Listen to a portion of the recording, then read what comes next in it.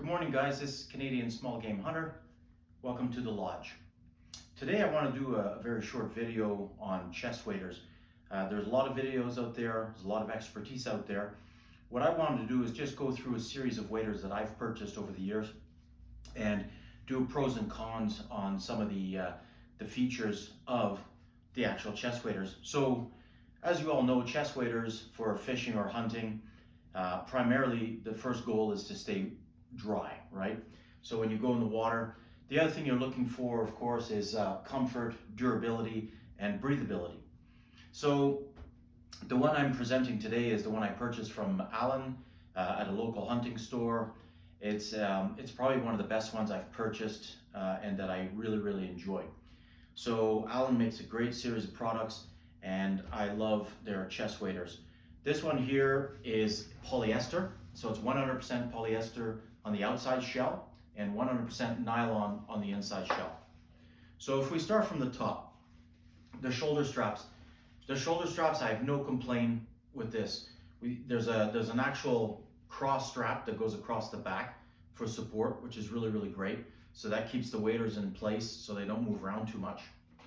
You have the buckle straps, so you can actually tighten the shoulder straps, and because they do come loose sometimes if you put too much in your front pouch, for example, too many shells, your phone, so on. So from time to time you have to tighten it, and that's fair because you're moving around a lot. The other thing I really like about these ones is the D-rings. So where I go duck hunting, sometimes it can get really wet and muddy. So when I come back and I place this in my garage, I can actually hang it so it dries and there's no critters that can get in and stuff like that. So it's excellent to have these D-rings. You can hang them and you can dry them. You also have the central drawstring with a little adjustable clip. What I like about this is that it can actually tighten around your chest, and it also sits higher when you do so. So if you adjust your shoulder straps and this center drawstring, if you're carrying extra shells in the front pouch, it's not weighing down the waders and it's not pulling forward on your body. One of the things I really appreciate is this little mesh zipper pouch in the front. What I thought would be a lot better would be to have maybe potentially a waterproof pouch in here, so you can put your phone, your car keys and stuff like that, any important items that you don't want to leave in your car when you go hunting, or your truck. So this would be really cool if this was waterproof, but over the years this has been excellent. I've never lost my keys.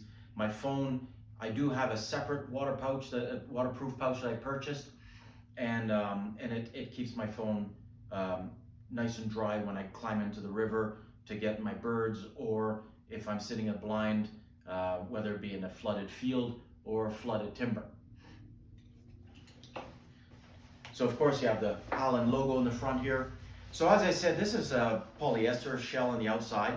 It's very breathable, and the reason I chose this is because I can wear jeans, long johns, or nice comfortable pants, long johns, wading socks that go up to my knees, and this is very breathable and it's very flexible. It allows me to move around. I can crawl, I can go down to my knees, I can stand, and I can sneak and get close to the birds that I wish to harvest. The other thing I really like is this front pouch. So most waders will have a front pouch, not all of them do. And this pouch is fairly large. I can put up to like 15-20 shells in there, and I can carry it, and I can also place my expended shells in there. And this one here is held with 2 magnets, which is pretty sufficient. However, I would like to see a zipper across this, because sometimes I'm crawling in behind tall grass to sneak up to a group of geese in a field, and it would be nice to have a zipper that closes so that I don't lose any shells while I'm crawling forward.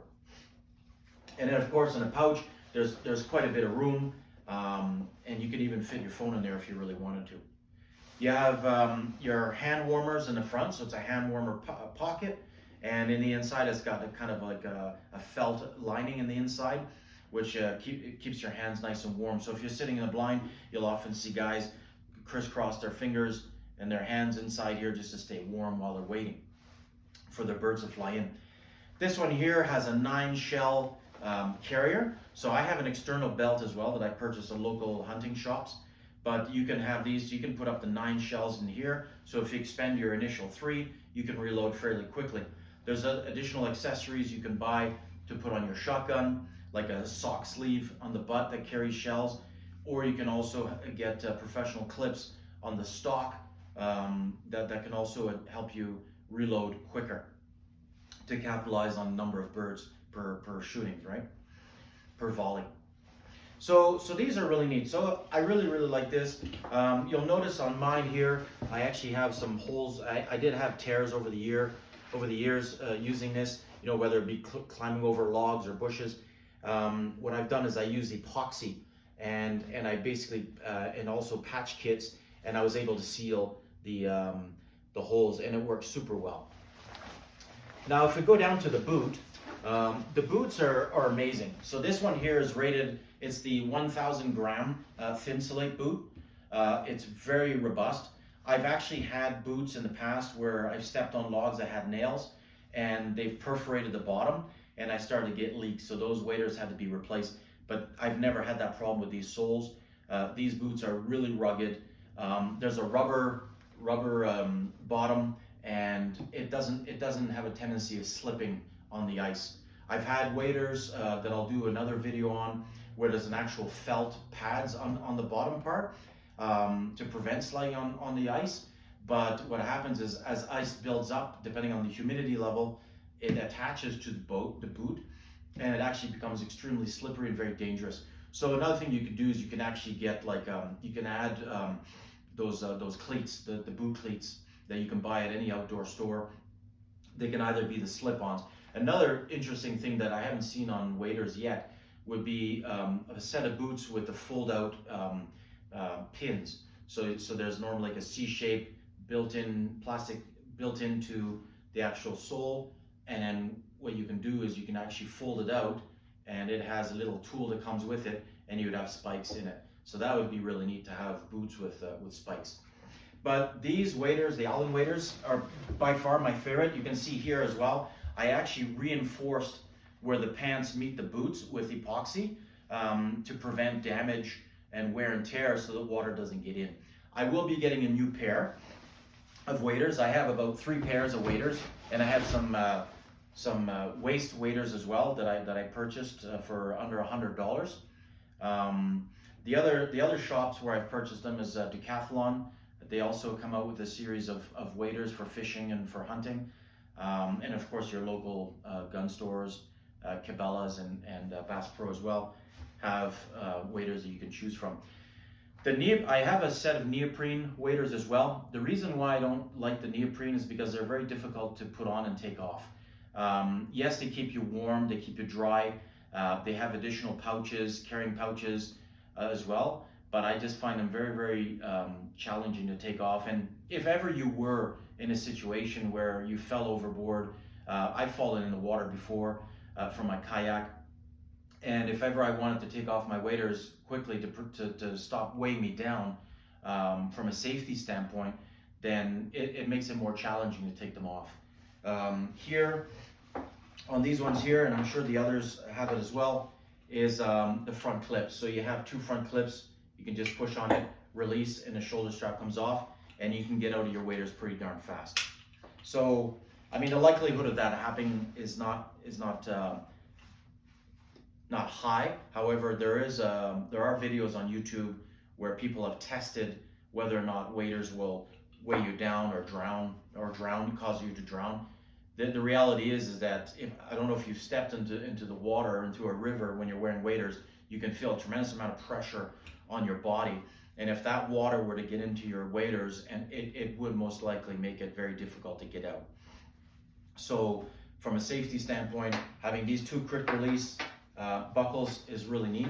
And the polyester ones are a little bit more loose fitting on the body. So when you're actually in the water, if you had to get out very quickly, like for example, even if your boot got stuck in the mud and you're unable to release it, you could slip out and try and grab pull out your boot so that you can actually get out of the water. So what are some of the great features? The shoulder adjusting straps work really well. The buckles work really well. I love the small hidden pouch in the front. I would like to see that waterproof. The drawstring, of course. I like the magnets folding for the front pouch. It'd be nice if this were zippers. And here, the nine shell carrying belt that's built into the waders, that's excellent. And of course the front pouch, which I use a lot, the kangaroo pouch. The hand warmers are excellent. And the breathability, the durability, and the comfort for the polyester has been really great for me over the years. This is definitely by far one of my go-to waders when I'm hitting the waters. And I think that if I go and buy waders to replace this one, it's probably going to be very, very similar, loose fitting, comfortable, durable. What I'm going to be looking for would be reinforced knees and butt padding so that so it prevents tear. The other thing I've noticed with all waders is that where the boot attaches the pant, because there's a seam there on the inside, sometimes if you're walking long distances through the water, it can cut the inside of your legs or the outside of your legs or even the heels. So wearing the heavily padded wading socks really helps with that. The other thing I did is actually I could wear like long johns, so I have 2 layers protecting the skin, the bare skin, so it doesn't rub in the inside of the leg. And you can also even apply Vaseline, light coats of Vaseline on the inside of your ankles, so that the boots don't rub and irritate, and eventually, ultimately, you end up with an open sore, which is problematic in dirty water, and also can be just a nuisance when you're out hunting.